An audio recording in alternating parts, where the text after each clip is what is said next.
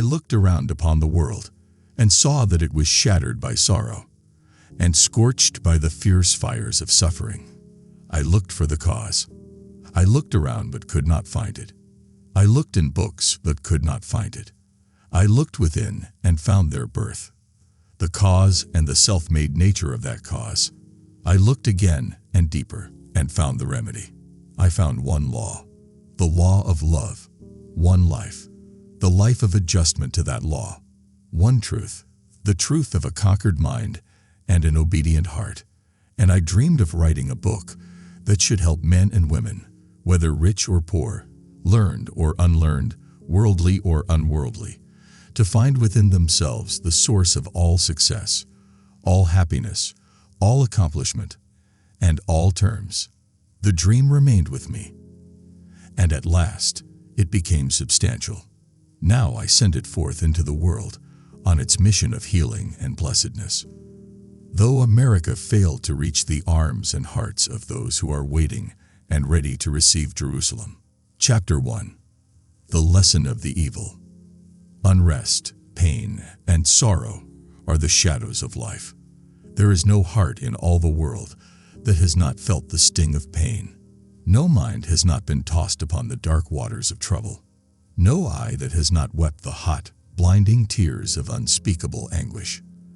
There is no household where the great destroyers, disease and death, have not entered, severing heart from heart, and casting over all the dark pall of sorrow. In the strong and apparently indestructible meshes of evil, though more or less fastened, pain and happiness, misfortune wait upon mankind. With the object of escaping, or in some way mitigating, this overshadowing gloom, men and women rush blindly into innumerable devices, pathways by which they hope to enter into a happiness that will not pass away. The drunkard and the harlot revel in sensual excitements. The exclusive aristocrat shuts himself out from the sorrows of the world and surrounds himself with enervating luxuries. The one who thirsts for wealth or fame subordinates all things to the achievement of that object. Consolation is sought in the performance of religious rites, and for a time, the soul is lulled into a sweet security and an intoxicating forgetfulness of the existence of evil. But the day of disease comes at last.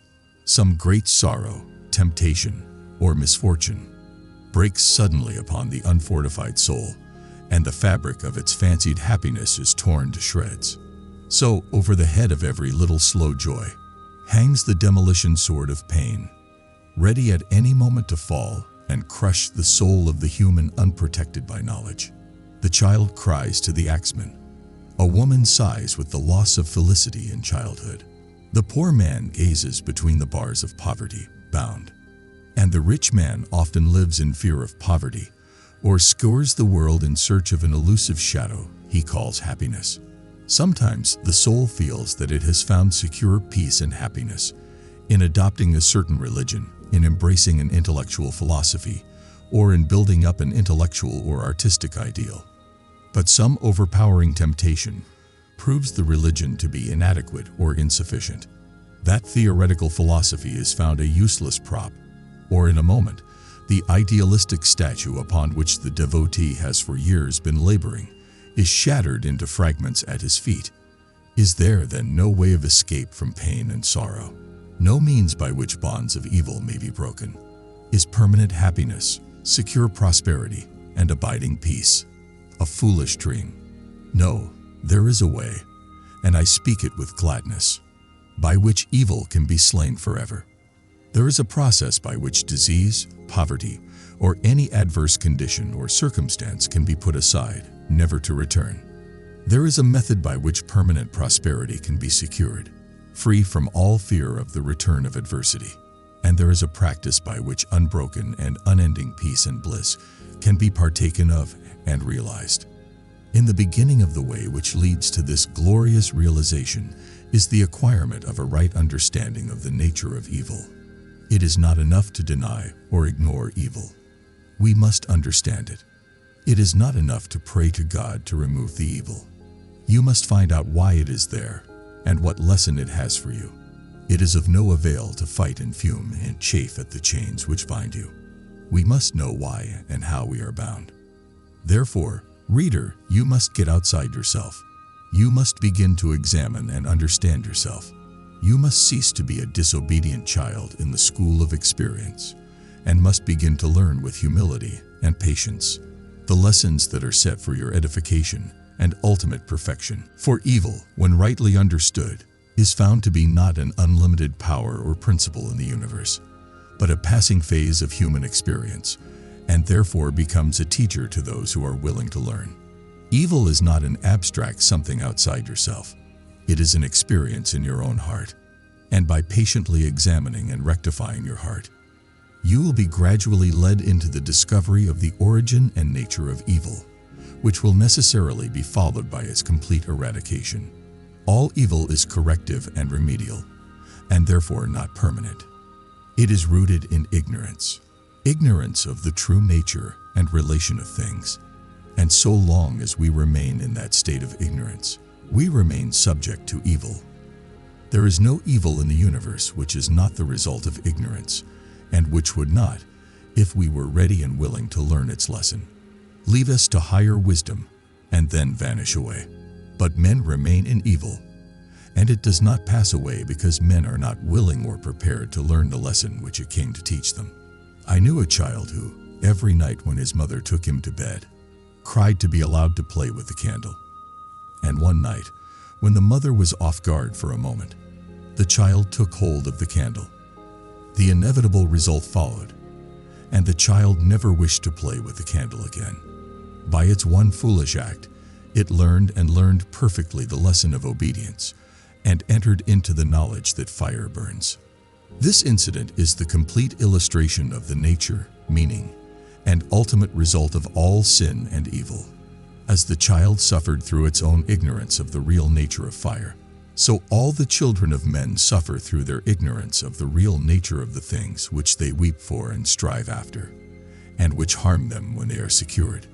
The only difference being that in the latter case, the ignorance and evil are more deeply rooted, obscure.